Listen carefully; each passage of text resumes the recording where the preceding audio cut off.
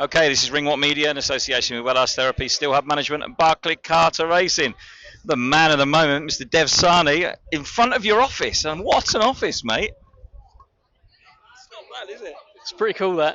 Pretty cool. It's pretty surreal up there. You know, it was a hell of an event. What can I take from it? I can take that Tyson Fury isn't interested in really talking anymore. I can tell that he seems zoned in and ready to fight. Usyk doesn't do a lot of talking anyway. He's ready to fight. And it was a real contrast to the launch press conference a few months ago where Tyson was really sort of going after Usyk. But yeah, interesting stuff. And he didn't look at him in the face off either, did he? Fascinating stuff.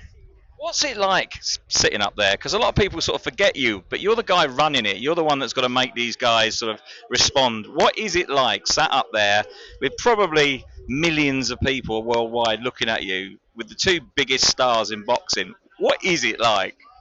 Listen, I try not to think about it too much, but it was. Here he is. Cheers, mate.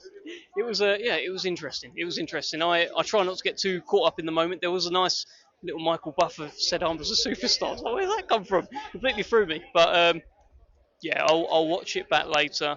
I'll heavily scrutinise myself, and yeah, we go again. I tell you what, best dressed of the evening, mate. You're looking pucker. I'm trying, mate. This is a lovely little suit outfit in Lakeside, and you should go and get your suits there too, if I remember the name of the outlet. Which I'm sure you'll do by the end of this interview. Well, listen, let's talk about the co-main event. Cacace versus Cordina. Cordina hotly the favourite, but he's got a real tough one here because it's win or bust for Cacace, and that's dangerous for him. I think he talked about how long has he been going for this? 12 years. 12 years he's been building up to this moment in his life. It's a big moment. He's had highs, he's had lows.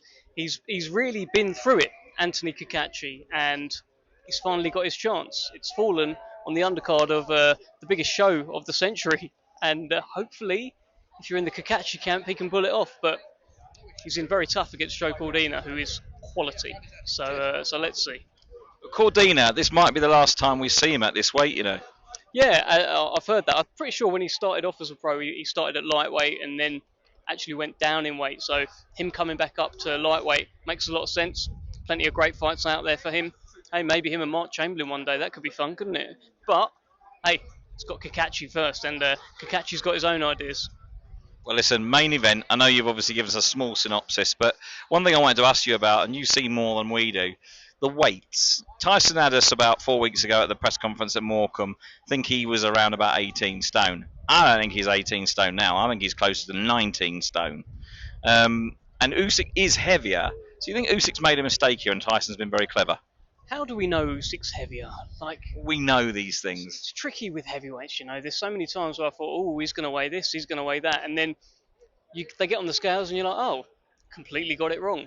I don't know about Tyson tomorrow. It feels like he is lighter. He says he's 19 stone, which is about, 265? Usyk, if he's got heavier, then he always weighs in at 221 around his every time, give or take a quarter of a pound. If he's come in heavier, it's an interesting subplot. If Tyson's come down in weight and Usyk's gone up, don't know what to expect tomorrow at the weigh-in. There's some shenanigans going on behind us, but hey, listen, that's all good. All part of the fun, isn't it, mate? What's your prediction? Because you don't often give them, because you have to be neutral, and I know you're going to do it again, but... Because I used to give predictions all the time, and then it got me in trouble. So, no predictions from me around this fight until probably...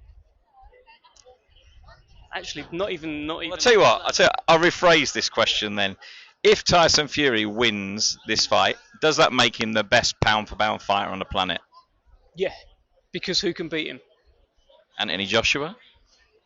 Well, we'd have to see that. But in theory, look, Tyson would have beaten the guy that's beaten Anthony Joshua twice. So you'd have to put him above Anthony Joshua. But I think he should get recognition as the best fighter in the world if he does beat one of the pound-for-pound kings. He doesn't have the opportunity, Tyson, to go down to cruiserweight and become a two-weight world champion. All he can do is beat the guys in his era. If he beats Klitschko, Wilder, Usyk, that puts him up there. And you add Joshua to that, it becomes quite something. And that's the fight you'd want to see at some point too. Listen, we're going to end with a little thank you to the Kingdom of Saudi Arabia, because what a place! I mean, what a show they've put on. You know, Turkey Al Sheikh, His Royal Highness. I mean, wow. Wow, indeed. And every time I come here, there's something new. They've made something new, built something new. There's a great magic, magic in the air here. Just been photobombed by Raven Chapman in the middle of an in. It's always the Chapman. Yeah, look, Raven Chapman's great. A timely swig of your water as well. Future world champion Raven Chapman, and my voice is pretty much gone, mate. So yeah. Well, listen. On that note, Dev, as always, appreciate your time, mate, and good luck in the next couple of days, because it's going to be one hell of a ride. No, can't wait, can't wait. Thank you, my friend. The superstar, Dev SAHNI. Superstar.